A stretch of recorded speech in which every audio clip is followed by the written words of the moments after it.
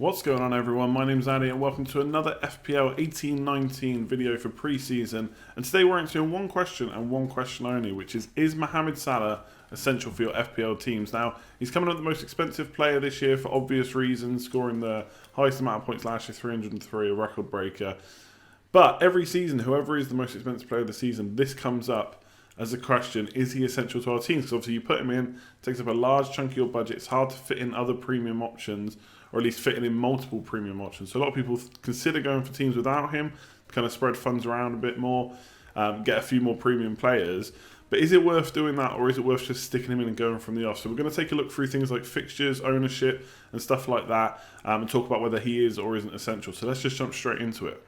So let's start off this video by checking out the stats and reminding ourselves just how good Salah was in the 2017-18 season. Start off with the amount of points he scored, 303, which is just incredible. That's the record for an FPL player. No player has ever scored more than that in a single season.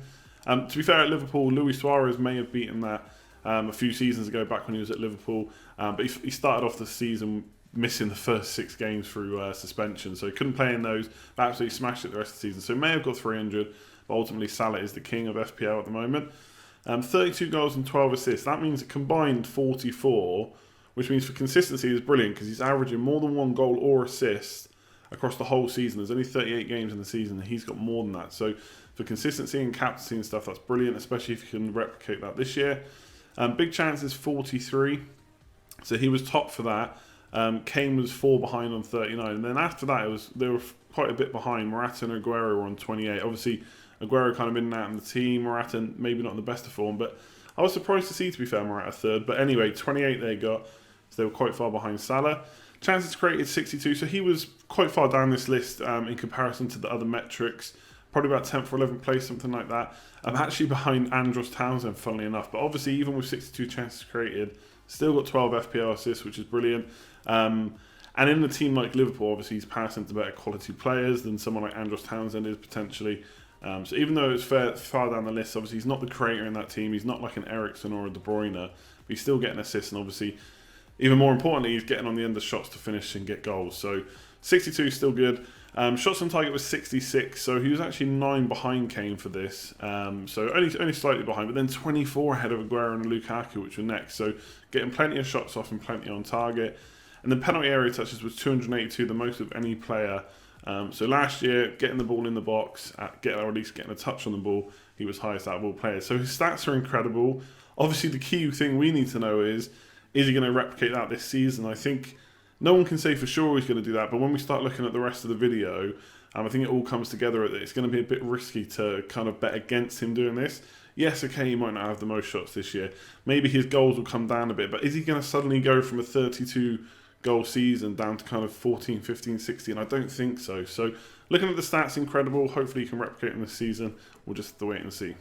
Next up, we're going to take a look at the fixtures. It's all well and good having the great stats and potential to absolutely smash it. But if you have a really tough opening set of fixtures, it is going to make it a little bit harder for you. Probably worth mentioning that Liverpool behind Man City were one of the most free-scoring teams last year. So even if you had a really difficult start, I don't know if that would put me off completely, but it definitely made me question it a bit more.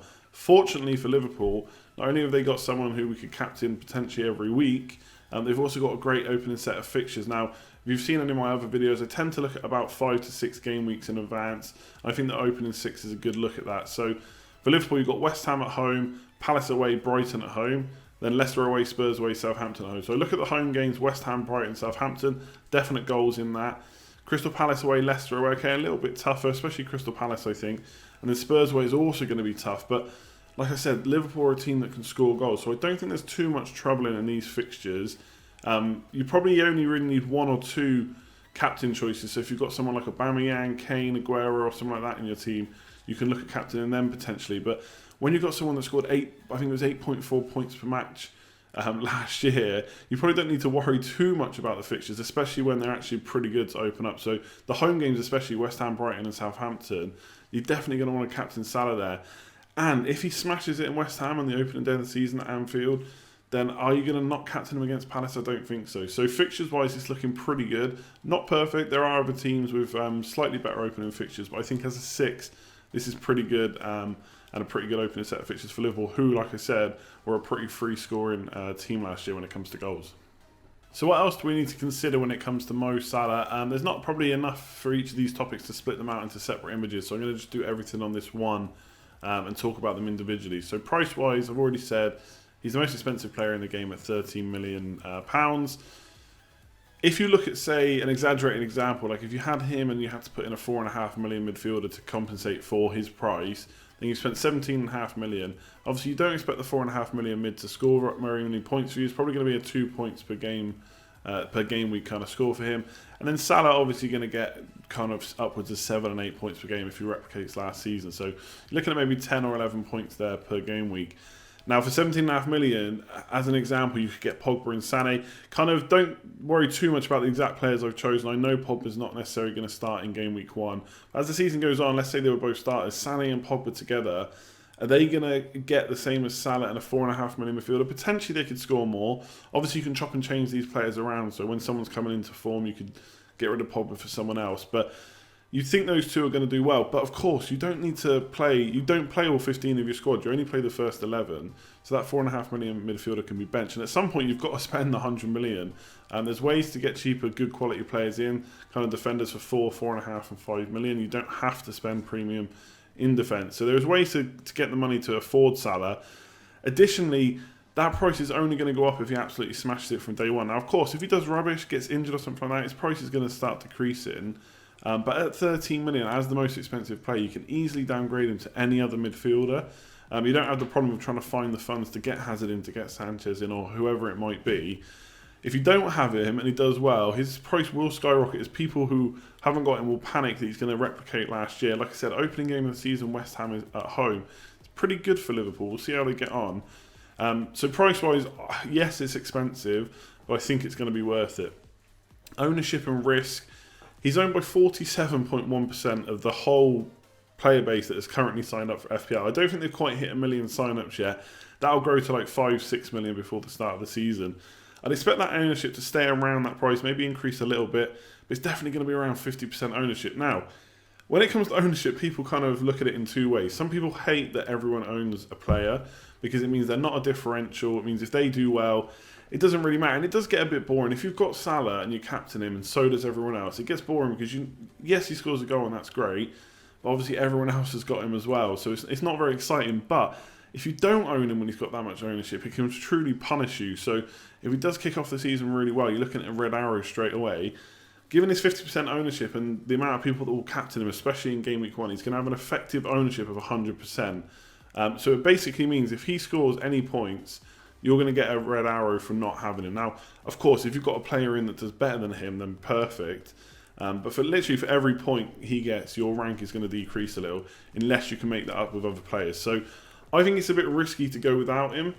Personally, I'm a manager who thinks that it's probably better to play safe, put him into your team from the start, and if it doesn't work out, downgrade him, then not start with him, then have to worry about how you fit in a £13 million midfielder. So nearly 50% ownership, I'd definitely take a look at that before the season starts. So I expect, if anything, it will just grow. He's still a midfielder. There was some discussion that maybe he should be put in as a forward, potentially. But obviously he's still in the midfielder. FPL have made no changes to that. So he's still going to get an extra point for a clean sheet that Liverpool keep. And I think they're looking really good for clean sheets this year. They've just signed a new goalkeeper. They've got a new central defensive midfielder. Fabinho and Alisson Becker have come in for those two spots. They got a defence that did really well last year anyway, which has now got a full season under Van Dijk and Robertson to come, which I think is going to be really good. So extra points for clean sheets, plus the extra goal. The extra point for a goal versus a forward. He's going to get 5 points instead of 4. Now, bonus is the only problem. Didn't get too many bonus last year, and the bonus system hasn't changed, so it's probably likely to continue that he suffers on that front. But with the amount of goals and stuff he scored, it was insane scoring anyway. So being a midfielder is brilliant. Liverpool, I've kind of already mentioned a few times now. They've strengthened their team. They're only going to keep attacking. I don't think they're going to, under Klopp, suddenly decide that they need to keep a lot of clean sheets. Yes, they'll probably do that anyway, but they're still going to go for goals. Like I said at the start as well, yes, okay, his created chances aren't necessarily that high, but when he does pass the ball, he's going to pass to a quality player, maybe Mane or Firmino, who can finish off those chances. So that's great. And obviously Liverpool, the good thing about them from an FPL point of view is they don't change their team very much. You know that it's going to be Salah, Mane, Firmino up front. You're probably going to have Fabinho and Keita in midfield plus one other. We don't really know who that'll be yet, and then the defence is set. So as a team, they're kind of all gelled, they're always playing with each other, they know how each other works on the field. Obviously, Firmino does a great job of getting back and kind of allowing Salah to actually be the kind of central man a lot of the time and make those runs in behind. So Liverpool as a whole is great for Salah. They're just going to keep scoring goals. And then captaincy is key. Consistent captain points are brilliant. I think some people take risks with captain. They'll go for a cheap player who they think's a differential or whatever. But generally, you want to captain obviously the guy that you think is going to score the most points. And right now, you have to look at Mohamed Salah. It's very hard to look against him. So for captaincy, especially game week 1, he's going to be the most captain player, I would imagine. And if he's going to continue that ridiculous points scoring consistency that he did from last year, you may want to captain him every week. And that is crucial. I think you only need 1 or 2 big captains. You probably don't need too many players over the kind of 10 or 11 million pound mark. So for me right now, I've got Salah and Aubameyang, and that'll probably do. I probably won't have anyone else priced over 10 million in my starting team. That could change as the season goes on. But captaincy is, like I say, is essential. We all basically failed last year from not captaining him enough. It was too late into the season when we decided that we had to captain him every week. But for someone that scores points every week, it's brilliant. And a lot of people look for those kind of big scores. They want to get to the 17, 18, 19 points. But someone scoring 8 or 9 points every single week, it just means that it can turn a good week into a great week or pull a really bad week into an actually okay week. So for me, he's game week 1 captain for me. I can't see anything apart from an injury that would put me off that. And it's a key reason to look at Salah for your teams. So that's it for today's video. Hopefully you enjoyed it and it gave you something to think about when it comes to Mo Salah, either if you were already thinking of having him or if you were considering going without. In conclusion, my opinion, my own team, I would definitely be having him from game week 1. I just feel like there's no need to take that big of a risk in game week 1. Yes, I'm not going to win or lose FPL in the first game week. If I don't have him and he smashes it, straight away I will want him. I don't want him to damage me like he did to people that went without him last year. 8.4 points per game is nothing to be sniffed at over the course of the season. That's actually ridiculous scoring. So for me, the fixtures are good, the player's good. Klopp has said he's back fully fit from his injury. We'll have to see how he does in pre-season, of course. But he should have enough from going out of the group stages in the World Cup, enough time to train with Liverpool and get ready for the first game week. So I will definitely be having him. Let me know in the comments below whether you will or won't be having Salah in your team. And if you're considering not going for him, I'd really like to know why and kind of what your teams look like. I'd be really interested to know that.